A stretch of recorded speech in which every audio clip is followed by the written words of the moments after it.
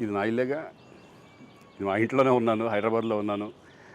So నేను విన్నాను పొద్దున్నుంచి, నాకు ఫోన్లు రావడం జరిగింది. నేను కూడా వీడియో క్లిప్ చూశాను. మన మీడియా మిత్రులు చాలామంది నన్ను అడిగి క్లారిఫై చేసుకున్నారు. వాళ్ళ దాంట్లో రాలేదు నాకు తెలిసి.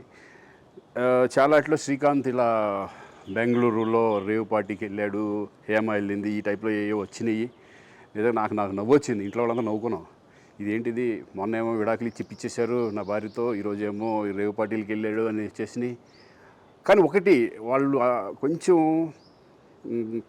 తొందరపడ్డంలో ఇది లేదనిపించింది. ఎందుకంటే వాడెవడో, అతను ఎవరో కానీ కొంచెం నాలాగే ఉన్నాడు. వాడు కొంచెం ఇలా కప్పుకొని, అది గెడ్డం ఉంది, బట్ ఇప్పుడు గెడ్డం నాకు లేదు అని, బట్ గెడ్డంతో నేను షాక్ అయ్యాను. ఇదేంటిది నాలాగా ఉన్నాడు ఏంటి అని నేనే షాక్ అయ్యాను.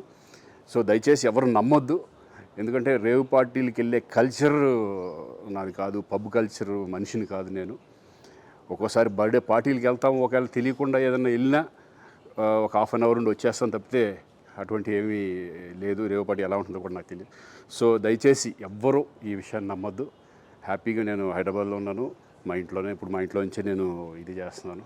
సో దయచేసి మీడియా మిత్రులందరికీ కూడా నేను చెప్పేది ఏంటంటే, ఏ విషయం కరెక్ట్గా తెలుసుకోకుండా మీరు కూడా థంబ్నైల్స్ పెట్టేసేసి, నా బొమ్మ వేసేసి రేవ్ పార్టీలో పట్టుబడ్డ శ్రీకాంత్ ఈ టైప్లో వేస్తున్నారు. కాబట్టి దయచేసి ఎవరు నమ్మొద్దు.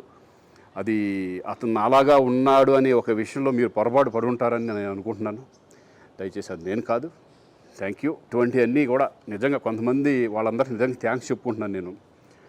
కొంతమంది మీడియా మిత్రులు నాకు డైరెక్ట్గా తెలుసు కాబట్టి, వాళ్ళ ఫ్రెండ్స్ లాగా నన్ను ఇచ్చేస్తారు కాబట్టి, వాళ్ళందరూ నన్ను డైరెక్ట్గా అడగడం, నేను చూసి ఇద్దరు నవ్వుకోవడం, వాళ్ళు వాళ్ళ దాంట్లో వేయకుండా చూశారు కొంతమంది.